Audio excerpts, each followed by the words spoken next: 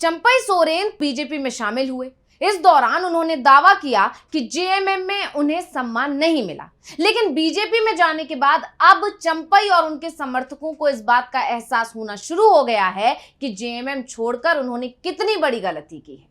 हेमंत सोरेन अभी भी चंपई के खिलाफ कुछ नहीं बोल रहे हैं, तो चंपई को भी एहसास हो रहा है कि विधानसभा चुनाव में वो बिना सीएम हेमंत सोरेन और जेएमएम प्रमुख शिबू सोरेन की मदद से जीत नहीं पाएंगे। और इस बात का अंदाजा ऐसे लगाया जा सकता है कि जो चंपई सोरेन बेहद अटैकिंग मोड में नजर आ रहे थे जब उन्होंने जेएमएम से दूरी बनाने का फैसला लिया था, वो चंपई सोरेन अब कहीं ना कहीं थोड़े से नर्म रुख अपनाते हुए नजर आ रहे हैं। मतलब अब हेमंत सोरेन के खिलाफ वो कोई बयान नहीं दे रहे हैं, जेएमएम के खिलाफ भी उनकी तरफ से कोई बयान नहीं दिया जा रहा है। और इन सब के बीच जो खबर सामने आ रही है उससे ये साफ हो गया है कि चंपई ने जेएमएम छोड़कर कितनी बड़ी गलती कर दी है।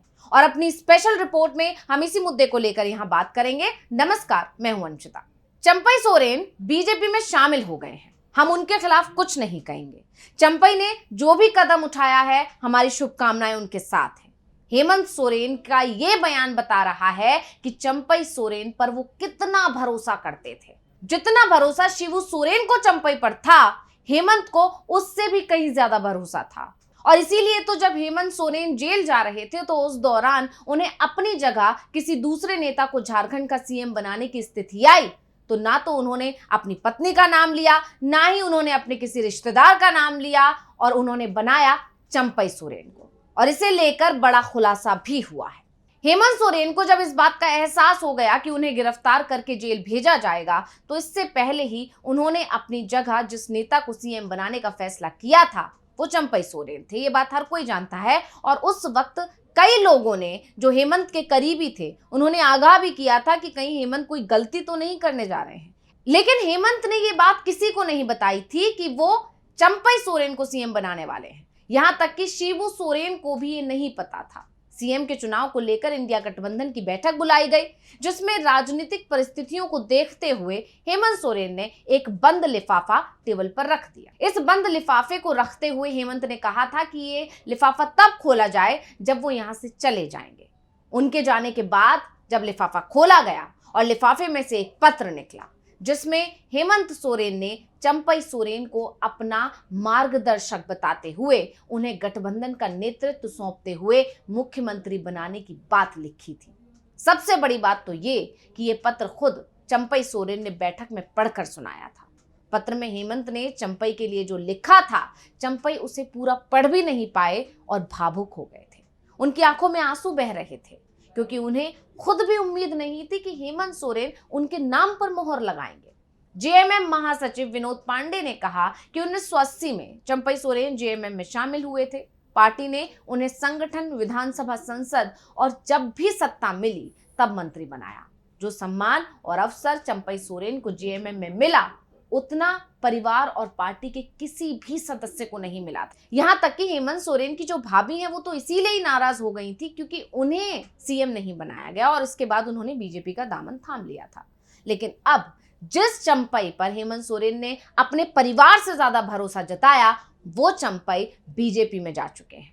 आमतौर पर जब भी कोई नेता पार्टी छोड़कर दूसरे दल में जाता है तो उसके खिलाफ तमाम तरह की बयानबाजी शुरू हो जाती है, लेकिन जेएमएम की तरफ से चंपई के खिलाफ कोई बयान नहीं दिया जा रहा है। उल्टा बीजेपी के अंदर ही चंपई का विरोध चल रहा है। और ऐसी तमाम खबरें सामने आ चुकी हैं कि बीजेपी के कई दिग्गज नेता ये नहीं चाहते थे कि चंपई बीजेपी में शामिल हो और चंपई सोरेन इसे देख भी रहे हैं। दावा तो यहां तक किया जा रहा है कि चंपई सोरेन जेएमएम के चीफ शिबू सोरेन को अपना मार्गदर्शन तो बता रहे हैं, लेकिन अब उन्हें शिबू सोरेन से बात करने की हिम्मत तक नहीं हो रही है। चंपई के कई ऐसे समर्थक भी हैं जो अभी भी शिबू सोरेन को ही अपना नेता मानते हैं और उन्होंने शिबू सोरेन से चंपई से बात करने को भी कहा। शिबू सोरेन ने बड़ा दिल दिखाते हुए चंपई को फोन भी लगाया, लेकिन चंपई शिबू सोरेन से बात करने की हिम्मत ही नहीं जुटा पाए। इस बीच जेएमएम की तरफ से विधानसभा चुनाव की तैयारियां भी शुरू कर दी गई हैं और जाहिर सी बात है कि चंपई का जेएमएम नेता कितना भी सम्मान कर रहे हो, लेकिन जब बात चुनाव की आएगी तो चंपई को हराने के लिए पूरी ताकत लगाई जाएगी, जो जरूरी भी है।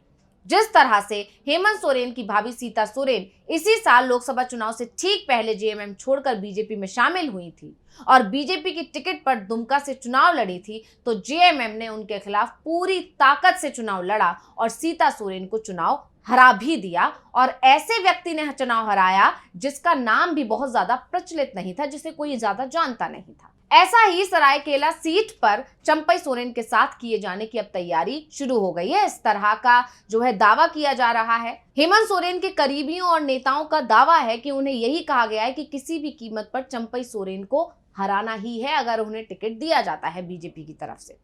दरअसल चंपई सोरेन से एक सवाल पूछा जा रहा है कि वो ये दावा कैसे कर सकते हैं कि जेएमएम में उन्हें सम्मान नहीं मिला, उनकी बेइज्जती की गई। वो कैसे खुद को पीड़ित बताकर सहानुभूति बटोरने की कोशिश कर सकते हैं। और सबसे बड़ी बात ये कि इन सवालों का जवाब चंपई के पास नहीं है।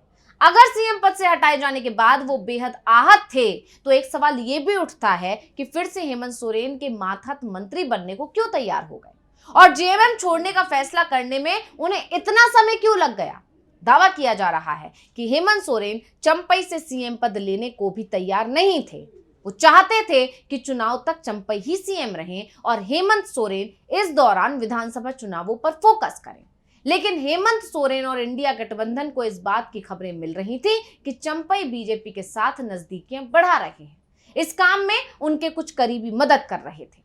यही वजह है कि समय रहते हेमंत सोरेन ने कमान संभाल ली, चंपई सोरेन को अपने कैबिनेट में भी शामिल कर लिया। जाहिर है हेमंत सोरेन ने चंपई ने जो कुछ किया उसे माफ कर दिया था, लेकिन चंपई के मन में कुछ और ही चल रहा था। और अब यह खबर भी सामने आ रही है कि चंपई के मन में आखिर क्या चल रहा था। दरअसल जेएमएम की तरफ से बताया जा रहा है कि चंपई सोरेन की इच्छा थी कि झारखंड मुक्ति मोर्चा उनके पुत्र के लिए एक विधानसभा सीट दे, लेकिन नेतृत्व इसके लिए तैयार नहीं था। उन्हें कहा गया कि अगर वो ऐसा चाहते हैं तो अपनी सरायकेला सीट से ही पुत्र को लड़ा दें। जिन सीटों पर उनकी नजर थी वहां अभी जेएमएम का ही कोई विधायक है।